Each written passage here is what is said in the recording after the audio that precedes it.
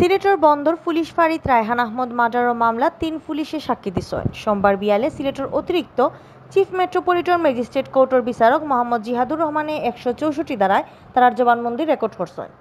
জবানবন্দিত ঘটনার দিন রায়হান আহমদ রে কিলান ফাঁড়িত আনা হয়েছে আর বিত্রে খেখে ফিটাইছেন ই ব্যাপারে সপ্তাহ খুলিয়া হয়েছেন তারা।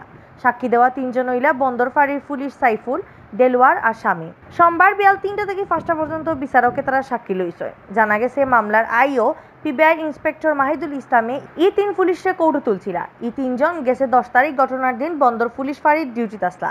গেছে রবিবার বিয়ানে ৫:৩০টার সময় সিলেট শহরের নেহারি ফাড়ার মরহুম রফিকুল ইসলামর ফুয়া রায়হান রে খুব খারাপ অবস্থায় উসমানী হাসপাতালে নিয়ে ভর্তি করছিল বন্দর ফাঁড়ির এএসআই আশেক এলাহিয়ে। এর ১ ঘন্টার ভিতরেও মারা গেছিল রায়হান। পুলিশে দাবি করছিল রায়হান ছিনতাই করাত গিয়ে আমপাবলিকর ফিটা খাইয়া মরছে। বাদে ফাঁড়িত পুলিশে রায়হানরে ফিটাইয়া মারছে ও অভিযোগ দেওয়া হয়েছিল। অভিযোগ দেওয়ায় তদন্ত কমিটি করিয়া দায়িত্বর সময় বেখালি করায় ফাঁড়ির ইনচার্জ এসআই আকবর হোসেন বুইয়া আর আরো ৪ পুলিশে সাসপেন্ড আর ডিউটি তাকি হরানি হয়েছে আরো ৩ পুলিশে।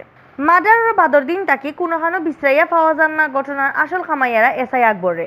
ঠিকমতে আর নিউট্রাল তদন্ত করার লাগে পুলিশের হেডকোয়ার্টারের হুকুমে ই মার্ডার মামলা সমঝানি হয়েছে পিবিআই রে।